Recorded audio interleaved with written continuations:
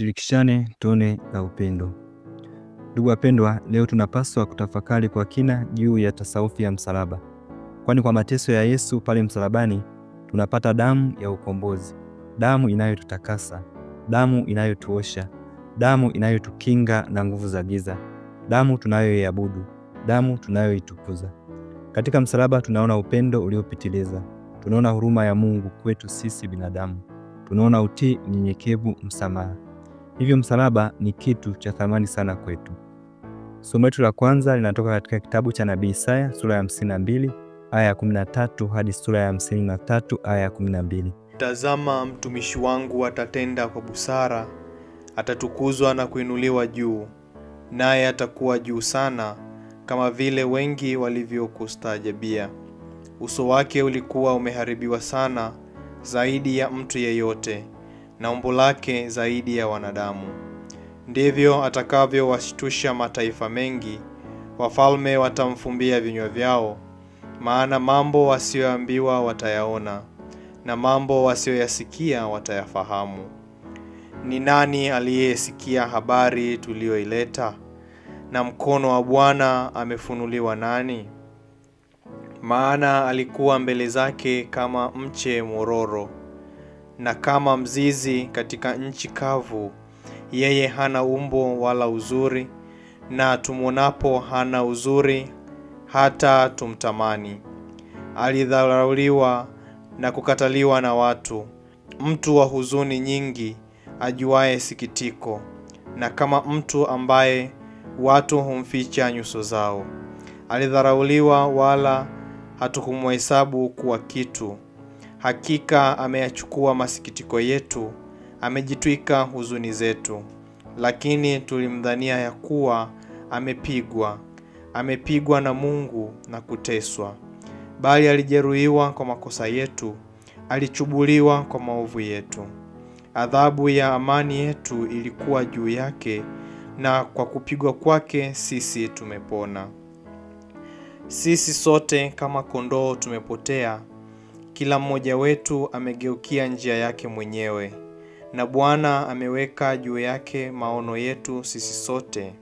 Alionewa, lakini alinyenyekea, wala hakufunua kinywa chake.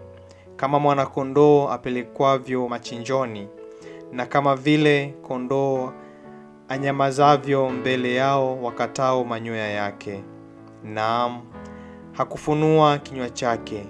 Kwa kuonewa na kuhukumiwa aliondolewa. Na maisha yake ni nani atakaye simulia? Maana amekataliwa mbali na nchi ya walio hai. Alipigwa kwa sababu ya makosa ya watu wangu. Wakamfanyia kiburi pamoja na mabaya, na pamoja na matajiri katika kufa kwake. Ingawa hakutenda jeuri, wala hapakuwa na hila kinywani mwake, lakini Bwana aliridhika kumchubua. Alimhuzunisha utakapofanya nafsi yake kuwa dhabihu kwa dhambi. Atakapoona uzao wake, ataishi siku nyingi, na mapenzi ya Bwana yatafanikiwa mkononi mwake. Ataona mazao ya taabu ya nafsi yake na kuridhika, kwa maana yeye mtumishi wangu mwenye haki atawafanya wengi kuwa wenye haki, naye atachukua maovu yao. Kwa hiyo nitamgawia sehemu pamoja na wakuu, atagawanya nyara pamoja na walio hodari, kwa sababu alimwaga nafsi yake hata kufa. Akahesabiwa pamoja na hao wakosao, walakini alichukua dhambi za watu wengi na kuwaombea wakosaji. Neno la Bwana. Tumshukuru Mungu. Na somo letu la pili, waraka kwa Ibrania sura ya 4 aya ya 14 hadi ya 16 na sura ya 5 aya ya 7 hadi ya 9. Basi iwapo tunaye kuhani mkuu aliyeingia katika mbingu, Yesu mwana wa Mungu, na tuyashike sana maungamo yetu. Kwa kuwa hatuna kuhani mkuu asiyeweza kuchukuana nasi katika mambo yetu ya udhaifu, bali yeye aliyejaribiwa sana sawa na sisi katika mambo yote, bila kufanya dhambi. Basi na tukimbilie kiti cha neema kwa ujasiri, ili tupewe rehema na kupata neema ya kutusaidia wakati wa mahitaji. Yeye siku hizo za mwili wake alimtolea yule awezaye kumwokoa na kumtoa katika mauti, maombi na dua pamoja na kulia sana na machozi. Akasikilizwa kwa jinsi alivyokuwa mcha Mungu, na ingawa ni mwana, alijifunza kutii kwa mateso hayo yaliyompata. Naye alipokwisha kukamilishwa, akawa sababu ya wokovu wa milele kwa watu wote wanaomtii. Neno la Bwana. Tumshukuru Mungu. Somo letu la Injili linatoka katika Injili ya Yohane sura ya 18 aya ya kwanza hadi sura ya 19 aya ya 42. Ndugu wapendwa, leo tutatafakari mafundisho matatu: maana ya kulala kifudifudi, tafakari ya Ijumaa Kuu na kuabudu msalaba. Ndugu wapendwa, fundisho la kwanza tunaanza kulitafakari ni maana ya kulala kifudifudi. Adhimisho la Ijumaa Kuu huadhimishwa saa 9 kamili alasiri, kukumbuka muda ambao Bwana wetu Yesu Kristo alipokufa msalabani. Ibada hii huanza kwa namna ya kipekee katika hali ya ukimya. Ukimya huu unaashiria tukio la kuhuzunisha na kusikitisha kwa Bwana wetu Yesu Kristo kufa msalabani. Kulala kifudifudi ni tendo la kiibada lenye maana ya kuufia ulimwengu, kuwa daraja, tendo la unyenyekevu, tendo kuu la kuabudu. Kuufia ulimwengu, tunakumbushwa kwamba kwa ubatizo tulikufa tukazikwa katika mauti ya Kristo na hivyo kufufuka pamoja naye. Kwa hiyo kama wabatizwa tunakumbushwa kwamba kwa vile Kristo alikufa kwa ajili yetu, sisi nasi tuwe tayari kufa kwa ajili ya ndugu zetu. Padre katika adhimisho huvaa nafsi ya Kristo na hivyo kujilaza kwake chini huashiria kifo cha Kristo. Vile vile anakumbushwa siku yake ya kupewa daraja, sakramenti, ambayo imeungana kwa namna ya pekee na fumbo la Pasaka. Kwa hiyo padre anapolala chini anaashiria kifo cha Yesu, ambapo hulala katikati ya madhabahu na waamini. Kitendo hiki kinatuonesha kwamba yeye ni daraja la kuwaunganisha watu na Mungu. Kama ilivyokuwa kwa kifo cha Yesu kimetuunganisha na Mungu, ni jukumu la padre kukubali kuwa daraja, kuwavusha watu wamfikie Mungu. Ndugu wapendwa, fundisho la pili tunalotafakari ni tafakari ya Ijumaa Kuu, tafakari juu ya msalaba. Historia ya adhabu ya kusulubishwa watu msalabani. Kusulubisha kihistoria ni adhabu ambayo kwanza ilivumbuliwa na Waajemi. Wengine waliotumia adhabu hiyo ni Wafoenike na Wagiriki. Kusulubishwa msalabani ilikuwa ni adhabu ya watumwa, wapinzani wa kisiasa, wapinzani wa kidini, wahaini na maharamia.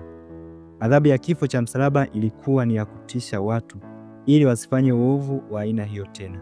Hivyo kusulubishwa watu msalabani lilikuwa ni tukio la kawaida. Adhabu ya kusulubisha msalabani ilikuwa ni adhabu yenye kuleta kifo polepole kwa maumivu na mateso makali bila kipimo. Tendo hili lilikuwa ni tendo la ukatili wa hali ya juu sana kati ya adhabu zote. Watu waliona kujinyonga ni nafuu kuliko mateso ya msalaba.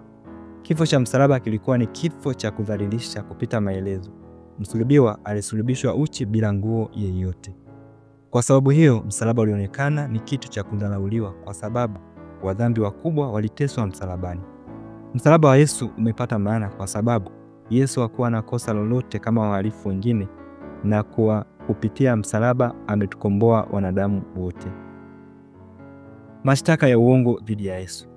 Kwa kuwa kifo cha msalaba ni cha wahalifu wakubwa, wahaini na maharamia, na Yesu hakuwa na makosa hayo wala hakuwa na hatia yoyote, ilibidi wampe mashtaka ya uongo. Kwanza Yesu alipelekwa kwa viongozi wa kidini, baraza la makuhani. Hapa akashtakiwa kwa makosa ya kidini, kujitangaza kuwa yeye ni mwana wa Mungu, anaponya watu siku ya Sabato. Mashtaka haya ya kidini hayakuwa na mashiko ya kumfanya Yesu auawe, kwani hayakuwahusu watawala wa Kirumi.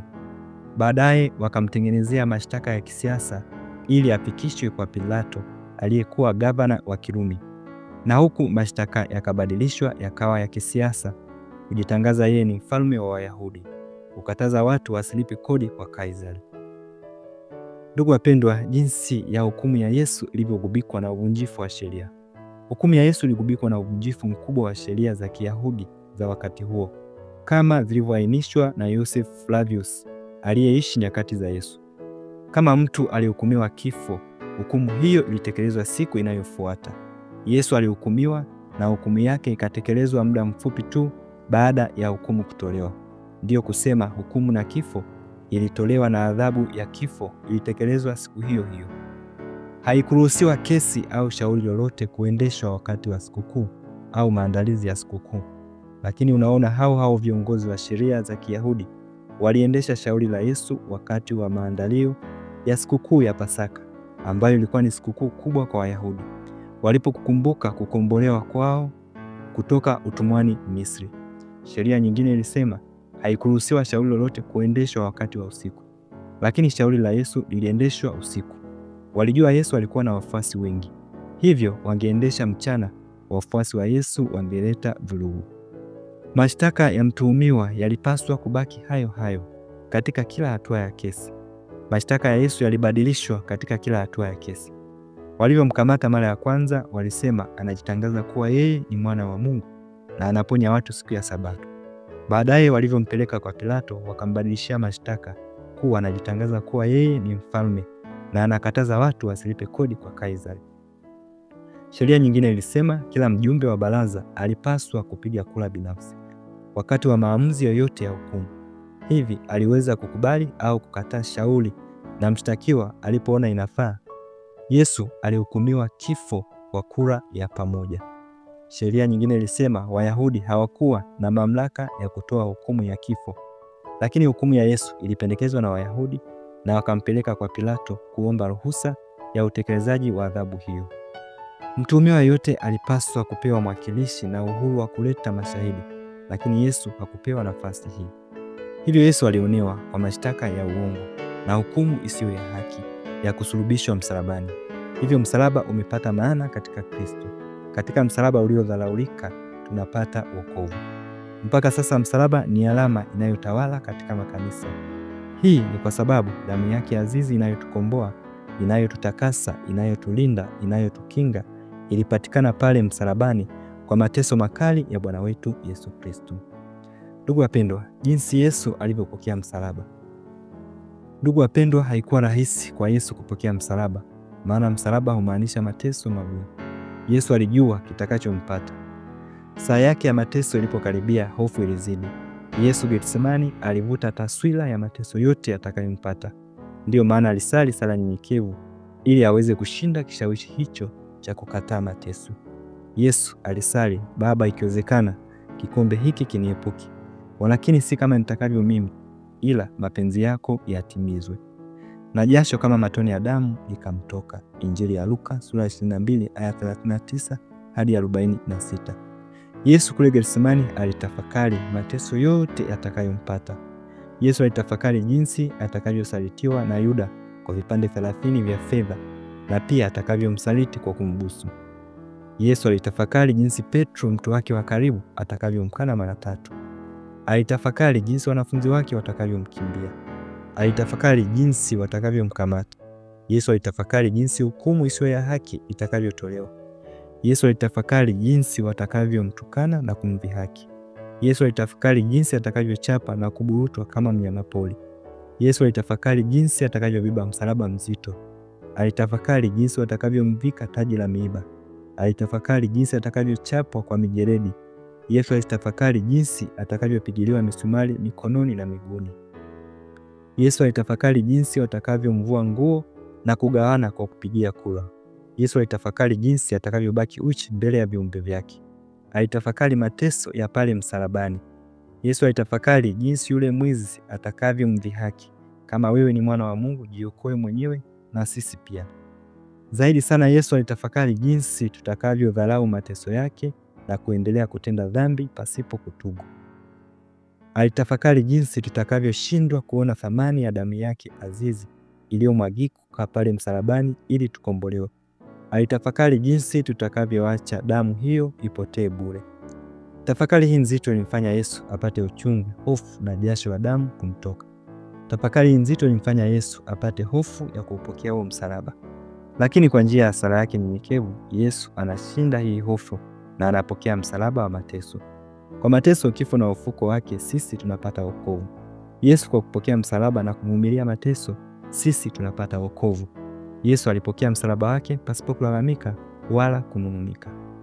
Ndugu wapendwa, jinsi ya kupokea misalaba yetu. Yesu aliposema kila mtu abebe msalaba wake, alimaanisha mateso magumu na madhaifu yetu. Yesu alimaanisha tuvumilie magumu, mateso yanayojitokeza katika maisha yetu ya kila siku katika kumtumikia Mungu. Misalaba ni ngazi ya kwenda mbinguni, hivyo hatuwezi kuikwepa kamwe. Yesu mwenyewe ili aweze kurudia utukufu wake aliokuwa nao hapo mwanzo, ilimpasa kuteseka, kubeba msalaba wake. Nasi ili tuweze kumfikia Mungu tunapaswa kubeba misalaba yetu ambayo Mungu ametupatia. Misalaba haitukwepi, kwa sababu ili uweze kukombolewa, kutakasika, ni lazima ubebe huo msalaba. Ili uweze kufikia fursa ambayo Mungu amekuwekea, lazima ubebe huo msalaba. Wakati wa mateso ni wakati wa kusali zaidi, kama Yesu kule Getsemani. Alisali mara 3. Msalabani Yesu alisali. Yesu hakukata tamaa. Je, sisi wakati wa mateso, je, tunamkimbilia nani? Je, tunaendelea kusali? Je, tunaendelea kumwona Mungu? Je, tunabeba misalaba yetu kwa kulalamika na kuhuzunika? Wakati huo ni wakati wa kusali zaidi, ili Mungu atupatie nguvu ya kuvumilia mateso, kukubali kisichokubalika katika macho ya wanadamu. Alama hii ya msalaba itukumbushe kwamba sio wewe tu unayeteseka, wapo watu wengi wanaoteseka. Hivyo tunapaswa kusaidiana katika kubeba misalaba yetu. Hivyo nasi tupokee misalaba yetu pasipo kulalamika wala kunung'unika kama Yesu. Tukipokea vyema misalaba yetu pasipo kulalamika wala kunung'unika, na tukiibeba kwa unyenyekevu, uvumilivu, tutajipatia wokovu kupitia misalaba yetu. Ndugu wapendwa, katika msalaba Bwana wetu Yesu Kristo alitoa maneno 7 ya wosia. Yesu pale msalabani alitamka maneno 7 ya mwisho, na aliyatamka akiwa katika mateso makali. Maneno haya hujulikana kama maneno ya wosia, kwani maneno anayotamka mtu anapokaribia kufa hujulikana kama ni maneno ya wosia. Yesu aliyatamka maneno hayo akiwa katika huzuni na uchungu. Amevikwa taji la miiba, yupo msalabani, kapigiliwa misumari, damu zinamtoka. Neno la kwanza ambalo Yesu alitamka, Baba uwasamehe, maana hawajui walitendalo. Injili ya Luka sura ya 23 aya 34 hadi 44. Yesu akiwa msalabani anatoa msamaha wa jumla kwa watu wote waliomdhihaki, waliomtemea mate, waliomtukana, waliomvisha taji la miiba, waliomsulubisha. Yesu anawasamehe wao pasipo kuomba msamaha. Fundisho: nasi tunapaswa kuwa wa kwanza kusamehe wale waliotukosea, hata pasipo wao kutuomba msamaha. Daima Yesu alifundisha msamaha, tusamehe 7 mara 70. Alitufundisha hata mtu akikosea hata mara 7 kwa siku umsamehe. Yesu alimsamehe mwanamke mzinzi. Hivyo kila alichokifundisha alikiweka katika matendo. Tunakiona katika matendo pale msalabani. Neno la pili ambalo Yesu alitamka, amini na kuambia, leo utakuwa pamoja nami paradisini. Injili ya Luka sura ya 23 aya ya 42. Yesu pale msalabani alisulubishwa na wanyang'anyi wawili. Mmoja akiwa anateseka pamoja na Kristo msalabani, aliendelea kumdhihaki Kristo, kama wewe ni mwana wa Mungu jiokoe mwenyewe na sisi pia. Lakini yule mhalifu mwingine akasema, unaogopi hata Mungu?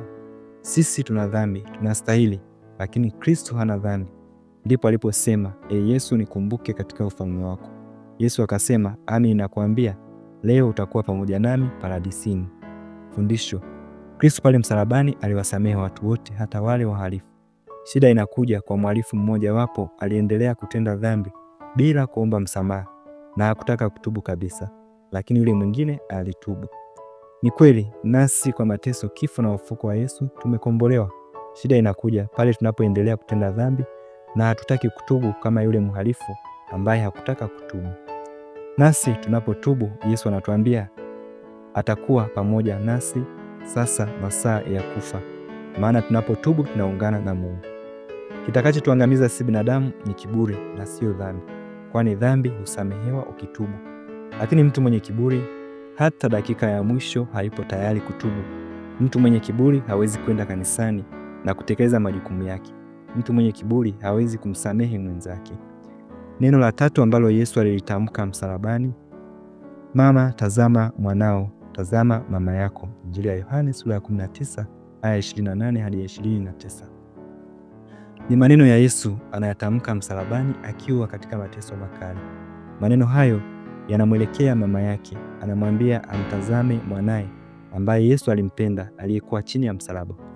Mwanafunzi huyo anawakilisha mitume wote na watu wote waliokuwa chini ya msalaba.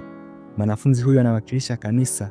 Ni kama Yesu anamwambia mama yake atazame kanisa, atazame mitume na watu wote. Fundisho: je, tunatambua nafasi ya mama Bikira Maria katika kanisa? Je, tunamheshimu? Je, tunampenda? Neno la 4 alilotamka Yesu akiwa msalabani, Mungu wangu, Mungu wangu, kwa nini umeniacha? Injili ya Mathayo sura ya 27 aya 46. Ni ukweli usiopingika kwamba tulikombolewa kwa mateso makali ya Yesu. Maneno haya yanathibitisha hilo. Yesu akiwa katika mateso makali anasali hii sala, Zaburi ya 22 aya ya kwanza. Sala hii inaonyesha huzuni ya mtu anayekuwa katika mateso makali na anahisi kuachwa na Mungu. Hivyo Yesu alikuwa ni mtu wa sala. Alizijua Zaburi na alisali. Kati ya sala zote ambazo Yesu alizisali, hii ni sala pekee aliyoisali kwa huzuni na uchungu mkubwa. Getsemani, Yesu alikuwa anafikiria atakayompata. Sasa Yesu anateseka kweli. Fundisho: nasi tunapokuwa katika mateso, tunapohisi kuachwa na Mungu, tumkimbilie Mungu na kumtumainia yeye. Neno la 5 alilotamka Yesu, naona kiu. Injili ya Yohane sura ya 19 aya 28. Sio mara ya kwanza Yesu kutamka maneno haya. Alishatamka kwa mwanamke Msamaria alipomwomba maji ya kunywa. Ni ukweli Yesu alikuwa amesafiri umbali mrefu na ana kiu, lakini kiteolojia ina maana zaidi kwamba Yesu alikuwa na kiu ya kumbadilisha yule mwanamke. Fundisho: kiu ya Yesu ya pale msalabani ilikuwa ni kutukomboa sisi binadamu wote. Kiu ya Yesu ni kuona tupo tayari kukombolewa. Kiu ya Yesu ni kuona tunatubu. Kiu ya Yesu ni kuona tuna upendo, tunasali. Kiu ya Yesu ni kuona sote tunafika mbinguni. Maneno ya 6 ambayo Yesu alitamka yametimia. Injili ya Yohane sura ya 19 ya 30. Yesu alimaanisha kazi aliyotumwa kuifanya na Mungu Baba yake ameimaliza kwa mafundisho yake na mateso yake. Kristo kazi alizotabiriwa na manabii alizimaliza vyema. Ndiyo maana anahitimisha kwa maneno yametimia. Fundisho: Kristo kazi aliyotabiriwa na manabii amehitimisha.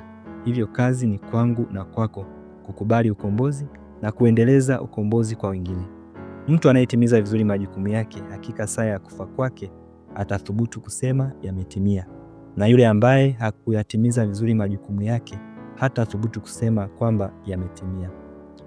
Neno la 7 ambalo Yesu alitamka pale msalabani, Baba, mikononi mwako naiweka roho yangu.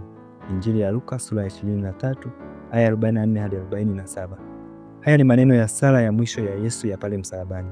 Kristo kabla ya mateso alianza kwa sala Getsemani, na baada ya mateso anahitimisha kazi yake kwa sala. Yesu anasali Zaburi ya 31 aya ya 6. Fundisho: Yesu hakukata tamaa katika sala zake.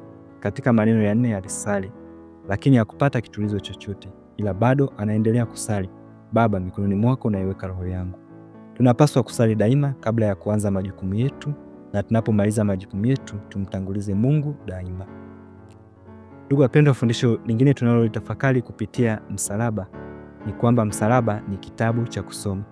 Katika msalaba wa Yesu tunatafakari mambo yote ambayo Yesu alitufundisha. Tunaona mafundisho yote aliyotufundisha ameyaweka katika matendo. Mtakatifu Gaspari anatuambia msalaba ni kitabu cha kusoma. Yafuatayo ni mambo ya kusoma na kujifunza katika msalaba wa Yesu. Kwanza, tunatafakari na kujifunza juu ya upendo. Tunapoutazama msalaba, tunaona upendo. Yesu alifundisha juu ya upendo. Msalabani tunaona upendo. Upendo wa Yesu ni kwa watu wote, matajiri, maskini, rangi zote, makabila yote. Upendo wa Yesu hauna vigezo vyovyote. Upendo wa Yesu hudumu milele. Nasi tunapaswa kujiuliza, je, upendo wetu kwa wengine ni wa namna gani? Je, tunawapenda watu wote pasipo kubagua? Je, hatujaweka vigezo vyovyote? Je, upendo wetu ni wa milele au ni wa muda tu? Jambo la pili tunalotafakari katika msalaba ni uaminifu. Yesu alifundisha uaminifu. Katika msalaba tunaona uaminifu. Mateso ya Yesu hayakuondoa uaminifu wake kwa Mungu. Mara nyingi mateso huondoa uaminifu. Tujiulize, je, tumekuwa waaminifu kwa Mungu kwa asilimia ngapi? Je, umekuwa mwaminifu kwa mume wako au mke wako kwa asilimia ngapi? Je, umekuwa mwaminifu katika kazi unayoifanya? Je, umekuwa mwaminifu katika kuziishi amri za Mungu na za kanisa? Je, umekuwa mwaminifu kuyaishi mafundisho ya kanisa? Je, mateso hayajaondoa uaminifu wetu kwa Mungu, kwa kanisa na kwa watu wengine? Jambo la tatu tunalotazama katika msalaba ni unyenyekevu. Yesu alifundisha juu ya unyenyekevu. Katika msalaba tunaona unyenyekevu. Yesu alijishusha hadi mauti ya msalaba. Je, sisi tupo tayari kujishusha ili kujipatia wokovu na kuwaokoa wengine? Hata kama wewe ni tajiri, kiongozi, una vipaji vingi, je, upo tayari kujishusha? Jambo la 4 tunaloliona katika msalaba ni huruma. Yesu alifundisha tuwe na huruma kama Baba wa mbinguni alivyo na huruma. Katika msalaba tunaona huruma. Yesu aliteseka msalabani ni kwa sababu ya huruma yake kwetu sisi binadamu. Je, sisi tunaonea huruma wahitaji na tupo tayari kuteseka kwa ajili yao? Jambo la 5 tunaloliona katika msalaba ni msamaha. Yesu alifundisha msamaha. Katika msalaba tunaona msamaha. Yesu akiwa katika mateso makali msalabani anatoa msamaha. Yesu aliteseka ili sisi tusamehewe. Je, sisi tupo tayari kutoa msamaha kwa wale waliotukosea tukiwa katika mateso makali? Jambo la 6 tunaliona katika msalaba ni utii. Yesu alifundisha utii. Katika msalaba tunaona utii. Yesu anamtii mwanadamu, kiumbe chake, ili amwokoe. Mfano hukumu ya kubeba msalaba. Yesu aliteseka ni kwa sababu ya utii wake kwa Mungu. Alisali Getsemani, kikombe kimwepuke, lakini hakikumwepuka. Hivyo alitii kukinywa kikombe cha mateso.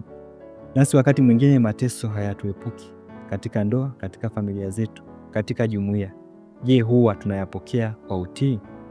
Jambo la 7 tunaliona katika msalaba ni uvumilivu.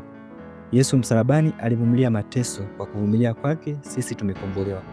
Je, sisi tupo tayari kuvumilia na kuchukuliana madhaifu yetu?